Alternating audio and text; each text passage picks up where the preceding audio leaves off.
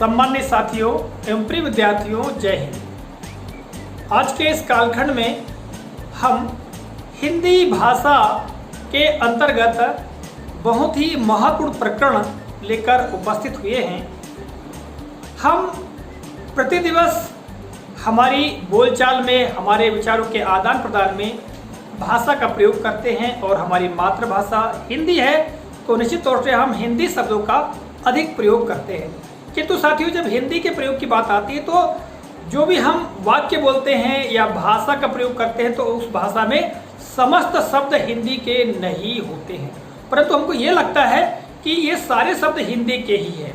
इसी बात को ध्यान में रखते हुए मैंने ऐसे कुछ शब्दों के समूह लिया है जिनमें कि हिंदी के शब्द तो हैं किंतु एक या उससे अधिक शब्द जो है वो हिंदी के नहीं हैं। देखिएगा यहाँ इस व्हाइट बोर्ड में, जैसा कि मैंने यहाँ पसंद दिया है कि नीचे दिए गए शब्द समूह में से हिंदी शब्द नहीं है। यहाँ पर आप देखेंगे तो साथियों मैंने चार शब्दों का एक समूह बनाया है और उस समूह में एक शब्द हिंदी शब्द नहीं है या अधिक शब्द हो सकता है वो हिंदी के नहीं है। तो आपको ये करना है, देखना है कि ये जो चार शब्द है इन चारों शब्दों में से कौन सा शब्द हिंदी का नहीं है। और साथियों मैंने आज के कालखंड में ऐसे ही शब्द लिया है जिनमें आपको काफी भ्रम की स्थिति पैदा होगी कि वाकई इनमें से कौन सा शब्द हिंदी का नहीं है। तो जांच कीजिएगा अपने हिंदी भाषा ज्ञान की और इस वीडियो के अंत में मैं निश्चित तौर से इन सभी के उत्तर भी बताऊंगा। चलिए प्रारंभ करते हैं। पहला जो समूह है, देखिएगा पहले समूह में चार शब्द। पहला है सहयोग, दूसरा है ईमानदार, तीसरा है भरोसा और चौथा है प्रतीक्षा। अब आपको अनुमान लगाना है कि कौन सा शब्द हिंदी का नहीं है। और साथियों एक निवेदन ये है कि यदि आप इन सारे जो समूह हैं इनमें से यदि आप सही उत्तर देते हैं तो आप मुझे कमेंट करके अवश्य बताइएगा कि आपने सभी के सही उत्तर दिए हैं। ठीक है, तो पहला हमने बता दिया। दूसरे समूह में देखते हैं तो कर्ज, दूसरा है दिनांक, तीसरा है अपराध और चौथा है क्षेत्र। तीसरा समूह हम देखेंगे तो तीसरे समूह में प्रतिशोध, समस्या, परीक्षा, अगर। ठीक है, अगला समूह देखते हैं चौथा तो मृत्यु, अधिकार, मजबूर, समीप। आगे देखते हैं पांचवा समूह पुरस्कार, कोशिश, उपहार, दोष। छठवां समूह देखते हैं किस्मत, भाग्य, तकदीर, नसीब। सातवां समूह देखते हैं छल, संदेह, साल, आदेश। अगला समूह है आठवां जिम्मेदार, उपचार, दोष और दास। नौवां समूह है धोखा, शीघ्र, नर्क, इसलिए। और 10वां समूह है साथियों परिवर्तन, जिंदगी, उत्सव, अंग। 11वें समूह में देखिएगा सुंदर, अवश्य, समय, जरूरत। और 12वें समूह में देखिएगा यहाँ पर प्रतिशत, हत्या, प्रकाश, आराम।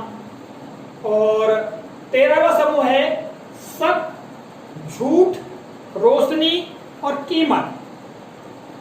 14वां समूह देखिएगा कामयाब, शीघ्र, योग्य, लज्जा। और अंतिम जो 15वां समूह है इसमें मैंने शब्द लिया है जल्दी, स्वप्न, डर और आत्मा। तो साथियों अभी मैंने आपको ये शब्द समूह बताए हैं और निश्चित तौर से आप लोगों ने सोच भी लिया होगा कि इनमें से कौन सा शब्द जो है वो हिंदी का नहीं है। चलिए प्रारंभ करते हैं, उत्तर बताना मैं प्रारंभ करता हूं आप लोगों को। तो देखिएगा इन चार शब्दों में हम देखें तो सहयोग, ईमानदार, भरोसा और प्रतीक्षा में यहाँ पर जो पहला शब्द है ईमानदार, ये जो शब्द है ये हिंदी का नहीं है बल्कि ये शब्द है उर्दू भाषा का।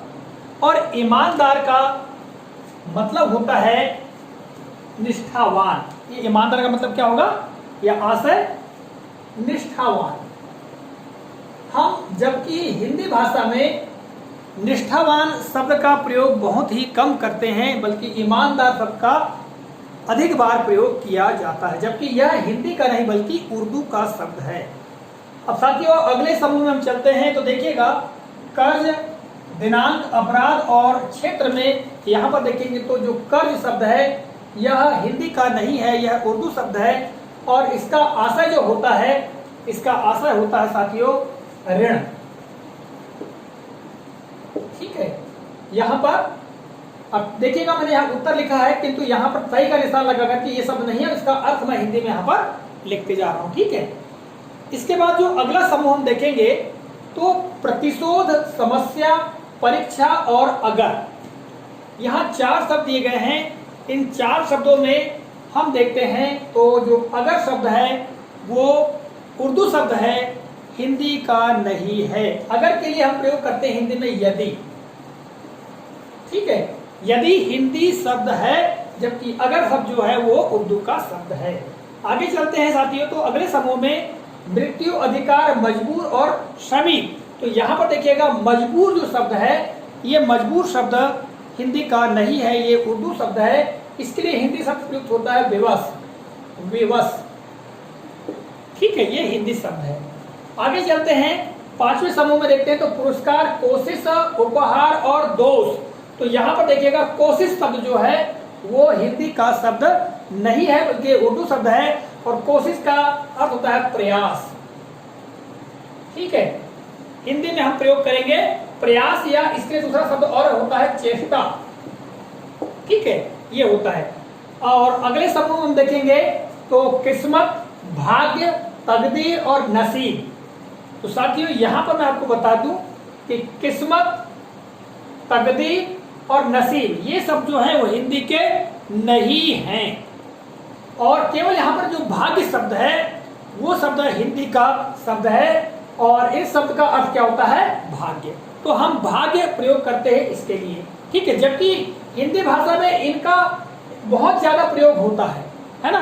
चाहे हिंदी में साहित्य लेखन में जो लेखक गण है वो प्रयोग करते हैं या कई बार हम लोग अपने लेखन में करते हैं। तो यहाँ पर देखिएगा किस्मत, तकदीर और नसीब ये तीनों शब्द जो है वो हिंदी के नहीं है। ठीक है, भाग्य शब्द हिंदी का है। अगले समूह देखेंगे तो छल, संदेह, साल और आदेश। यहाँ पर 4 शब्द दिए गए हैं और 4 शब्दों में साथियों यहाँ पर जो साल शब्द है वो हिंदी शब्द नहीं है, इसका अर्थ है वर्ष। ठीक है, वर्ष। और साथियों 6वें जो समूह है किस्मत, तकदीर और नसीब, इन सभी का अर्थ क्या होगा भाग्य। हम यहाँ लिख देते हैं भाग्य। ठीक है, और अब देखिएगा 8वां समूह जो है जिम्मेदार, उपचार, दोष और दास। यहाँ पर हम देखते हैं इन चारों शब्दों में तो साथियों यहाँ पर जिम्मेदार जो शब्द है यह शब्द उर्दू शब्द है, हिंदी का शब्द नहीं है। इसके लिए हिंदी शब्द प्रयुक्त होता है उत्तरदायी, उत्तरदायी शब्द होता है। ठीक है, और आगे हम देखेंगे अगले क्रम में तो 9वां जो समूह है धोखा, शीघ्र, नर्क और इसलिए। तो साथियों यहाँ पर धोखा जो शब्द है वो उर्दू का शब्द है, वो हिंदी शब्द नहीं है। और धोखा शब्द का हिंदी में अगर हम प्रयोग करेंगे तो उसका अर्थ है छल और छल शब्द का बहुत कम बार प्रयोग होता है, जबकि हम धोखा शब्द का बहुत अधिक प्रयोग हिंदी में करते हैं, जबकि वो हिंदी शब्द नहीं है। अगले समूह की हम बात करें साथियों तो 10वां जो समूह है उसमें आप देख रहे हैं परिवर्तन, जिंदगी, उत्सव और अंग। तो साथियों इन चारों शब्दों में जिंदगी जो शब्द है वो उर्दू का शब्द है, हिंदी शब्द नहीं है और इसका हिंदी में अर्थ होगा जीवन, जीवन। ठीक है, और आगे हम 11वें समूह में देखते हैं तो 11वें समूह में सुंदर, अवश्य, समय और जरूरत। तो साथियों इसमें जरूरत जो शब्द है यह शब्द हिंदी का नहीं है बल्कि उर्दू का शब्द है और इसके लिए हम प्रयोग करते हैं हिंदी में आवश्यकता, आवश्यकता। ठीक है, और अगला जो समूह है तो देखेंगे यहाँ पर प्रतिशत, हत्या, प्रकाश और आराम। तो साथियों इसमें जो हिंदी का शब्द नहीं है वो है आराम शब्द। ठीक है, और आराम शब्द के लिए हम हिंदी में प्रयोग करते हैं विश्राम। ठीक है, ये आराम शब्द के लिए विश्राम शब्द हिंदी में प्रयुक्त होता है, जबकि हम आराम शब्द का बहुत बार हिंदी भाषा में प्रयोग करते हैं। और 13वें समूह में हम देखते हैं साथियों, तो यहाँ पर देखिएगा शक, झूठ, रोशनी और कीमत। तो यहाँ पर आप देखेंगे साथियों, इस 13वें समूह में सारे शब्द जो हैं वो हिंदी के नहीं हैं, और ना तो शक शब्द है, ना ही झूठ शब्द है, ना ही रोशनी और ना ही कीमत। ये सभी शब्द उर्दू भाषा के शब्द है।